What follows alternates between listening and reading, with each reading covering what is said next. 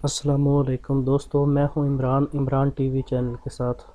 دوستو، اگر آپ ریسلنگ لورز ہیں تو یقیناً رومن رینز کے بارے میں کچھ نہ کچھ واقفیت تو ضرور رکھتے ہی ہوں گے۔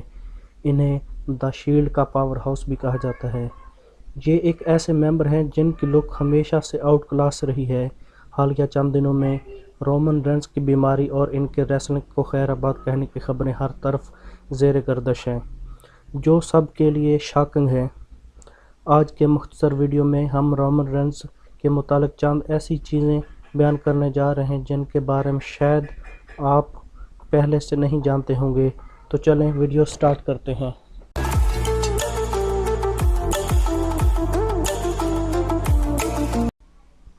نمبر 6، ہی از اے triple H گائی۔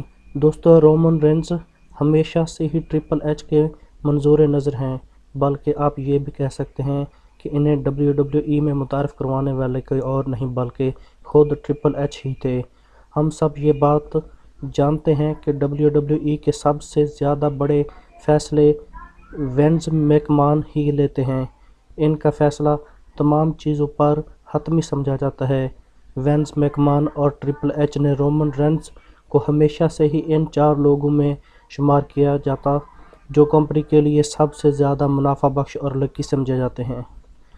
C M bank کا کہنا تھا کہ دی شیلڈ انہی کا آئیڈیا تھا۔ یہ NXT سے 3 لوگوں کو لے کر ایک سٹیبل بنانا چاہتے تھے جس میں دیگر لوگ ڈین امبروز اور صحت رولز سے ٹرپل ایچ نے اس چیز کی حمایت کرتے ہوئے رومن رینز کو متعارف کرایا۔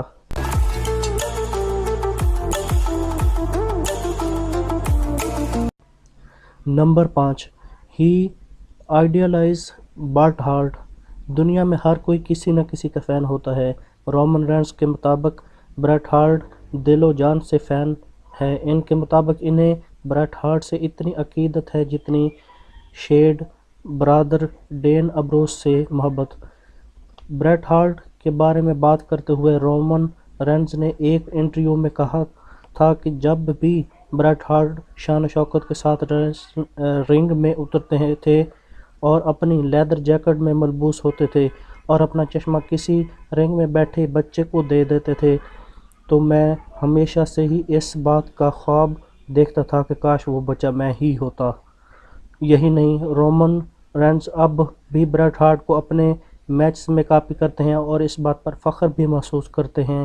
ان کا مزید کہنا تھا کہ جب برٹ ہارٹ نے انہیں ریسل مینیا 31 کے لیے آشیرواد دیا تھا تو یہ ان کے لیے بہت ہی عزت اور فخر کا مقام تھا۔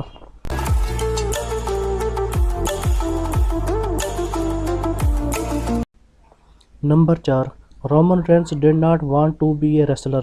دوستو، یقیناً آپ میں سے بہت سے لوگ یہ بات جانتے ہوں گے کہ رومن رینز نے اپنا پیشہ ور کیریئر کا آغاز بطور فٹ بال پلیئر کیا تھا۔ یہ کامیاب فٹ بال پلیئر بننا چاہتے تھے۔ انہیں ریسلنگ میں کوئی خاطر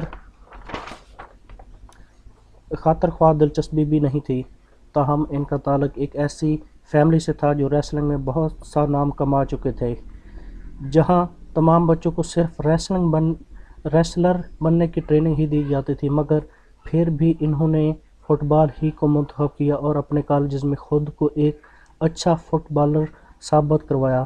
یہی نہیں، انہوں نے NLF میں بھی حصہ لیا، مگر ان کی قسمت میں شاید فٹ بالر نہیں بلکہ پیشہ ور ریسلر بننا لکھا تھا، اس لیے ایک سیریس انجری کے نتیجے میں انہیں فٹ بال سے دستبردار ہونا پڑا اور مجبوراً ریسلنگ انٹرٹینمنٹ جوائن کرنا پڑی۔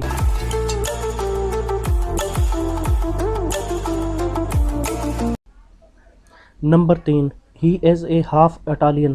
دوستو، یہ بھی ایک کھلا راز ہے کہ رومن رینز کا تعلق دنیا کی سب سے بڑی ریاست میں فیملی سے ہے۔ ان کا تعلق NOY فیملی سے ہے۔ رومن ایک ایسے انسان بھی ہیں جو اپنی باڈی اسٹرکچر پر سب سے زیادہ دھیان دیتے ہیں۔ یہی نہیں بلکہ یہ اپنی لکس کو لے کر بہت زیادہ کانشیس ہیں۔ ایسا اکثر سننے میں آتا ہے کہ یہ ہاف اٹالین ہیں، تو ایسا بالکل درست ہے۔ یہ کالج کی ٹیم میں سب سے اہم حیثیت رکھتے تھے۔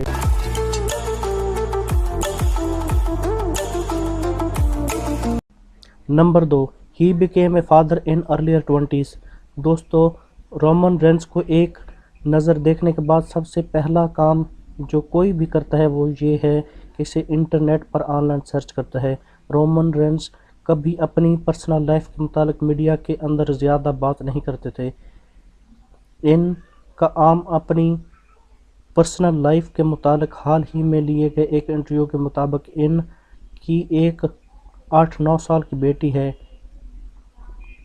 ان کی بچی کی ولادت WWE میں قدم رکھنے سے پہلے ہی ہو گئی تھی، یعنی ابھی یہ ارلی 20 میں ہی تھے جب ان کی شادی ہو گئی تھی۔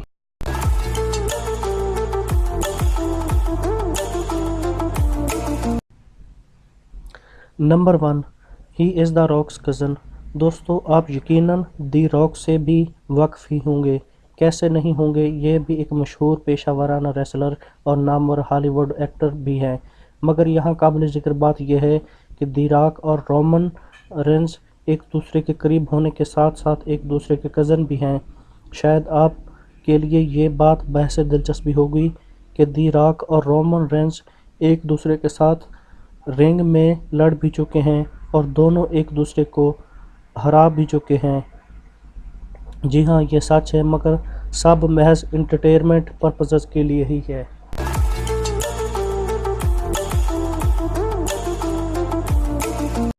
دوستو، امید کرتا ہوں کہ ہماری آج کی ویڈیو آپ کو اچھی لگی ہوگی۔ دوستو، اگر آپ ہمارے چینل پر نئے ہیں تو اس کو سبسکرائب کر دیں۔ ہم مزے کی ویڈیو آپ کے لیے لاتے ہی رہیں گے۔ شکریہ۔